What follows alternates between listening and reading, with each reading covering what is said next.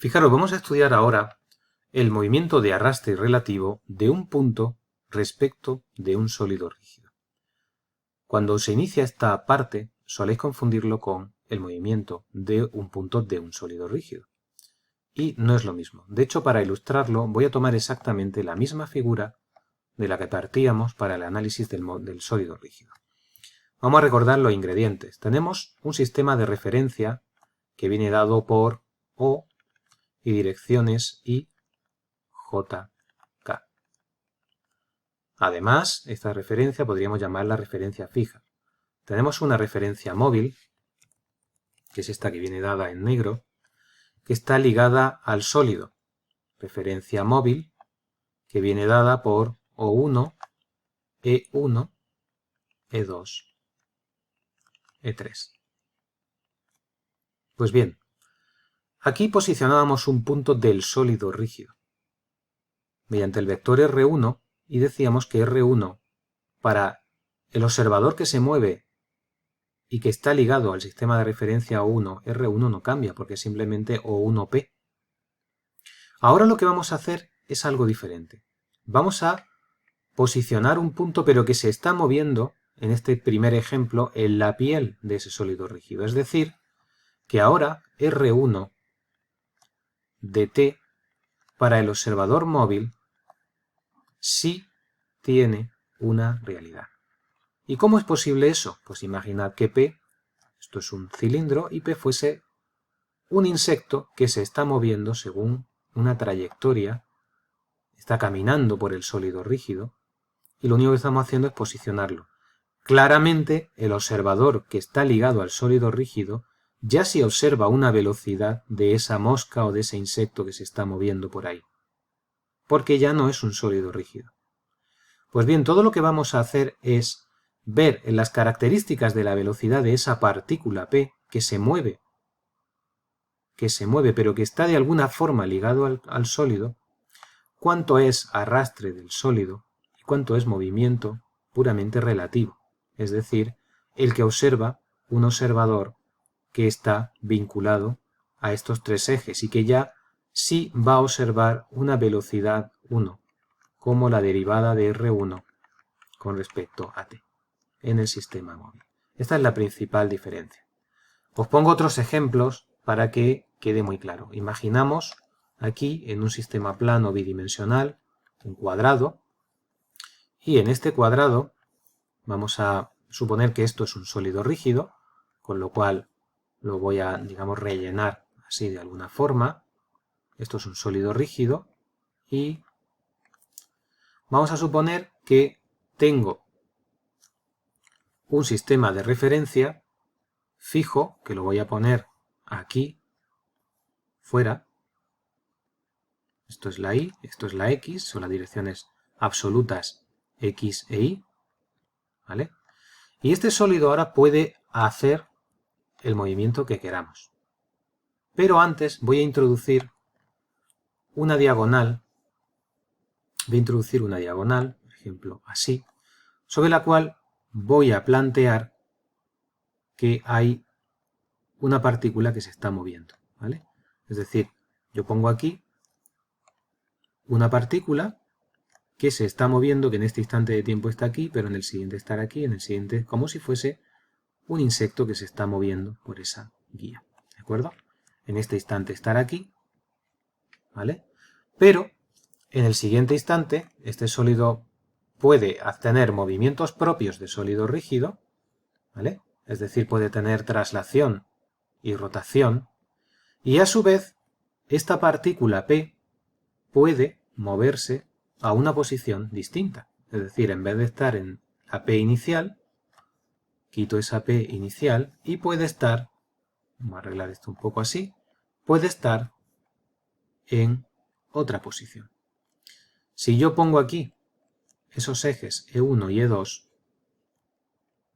claramente el observador que está aquí en O1 con E1 y E2 va observando una evolución en este vector y es capaz de describir R1 de T, porque ahora se está moviendo algo que está pegado al sólido rígido.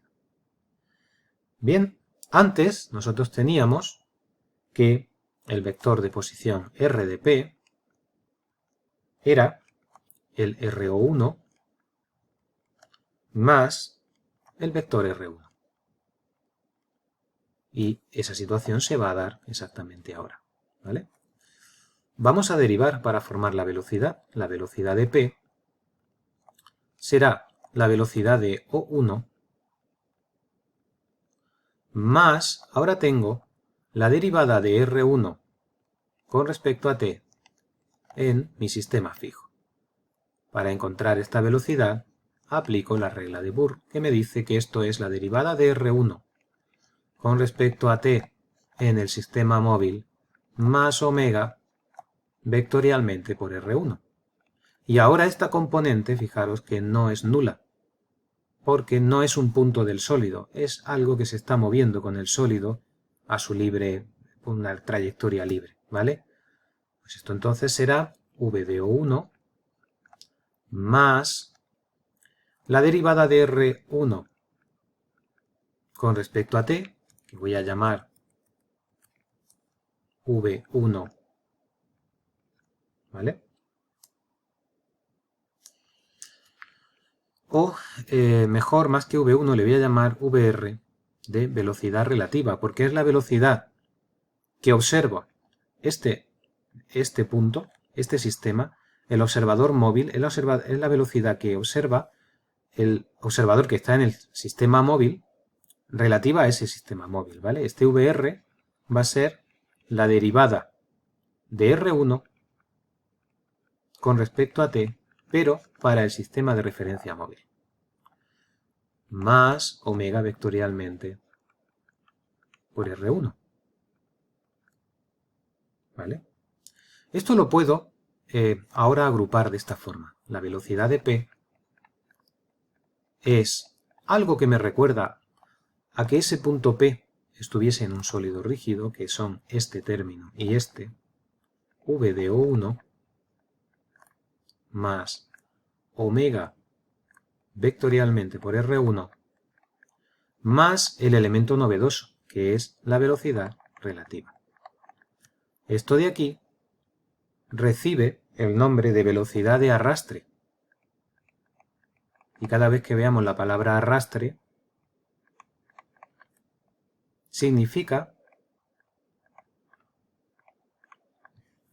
que es lo que observaríamos en ese punto como si estuviese arrastrado por el sólido rígido. Es el culpable de estas componentes, la culpa la tiene el sólido rígido.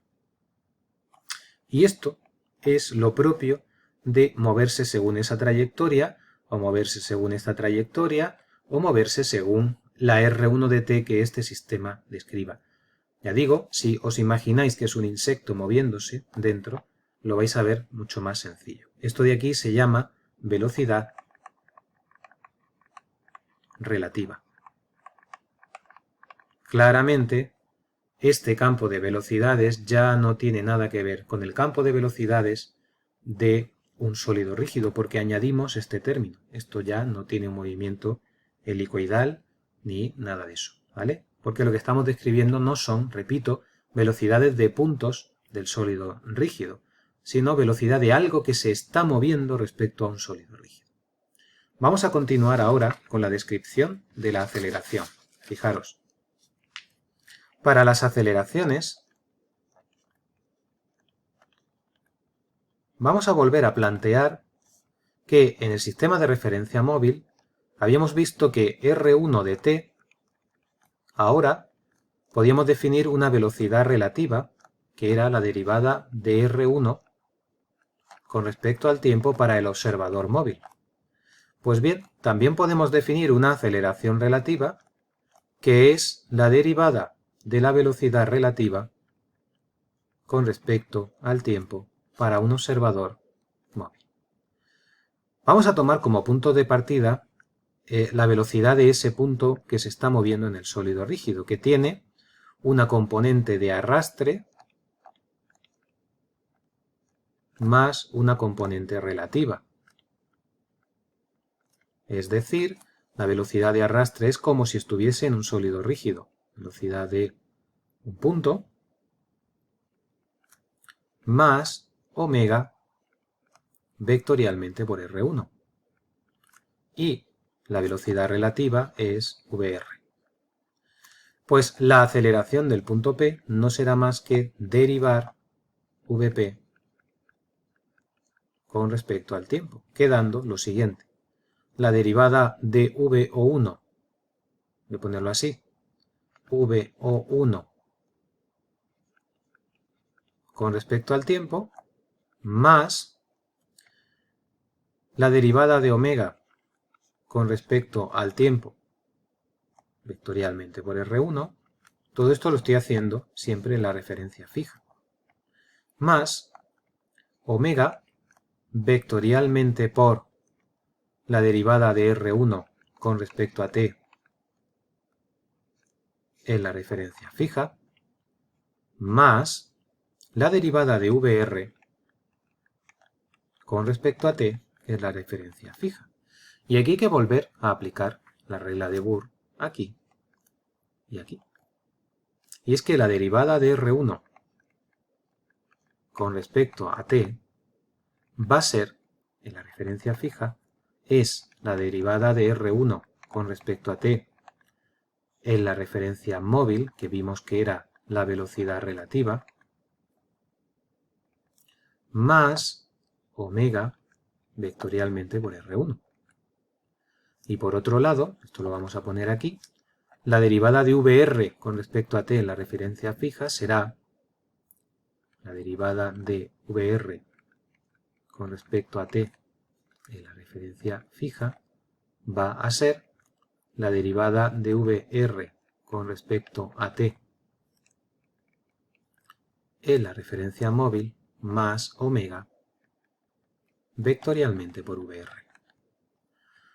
Vamos a escribirlo todo junto. AP será la aceleración de O1 más la derivada de omega con respecto a t es la aceleración angular alfa. Alfa vectorialmente por R1 más omega vectorialmente por 2 sumandos. La velocidad relativa más omega vectorialmente por R1. Y todavía no he acabado, me falta este término que genera estos dos, ¿vale? La derivada de la velocidad relativa con respecto al tiempo en el sistema móvil es la aceleración relativa. Es la aceleración que observa un observador en el sistema móvil, más omega vectorialmente por VR.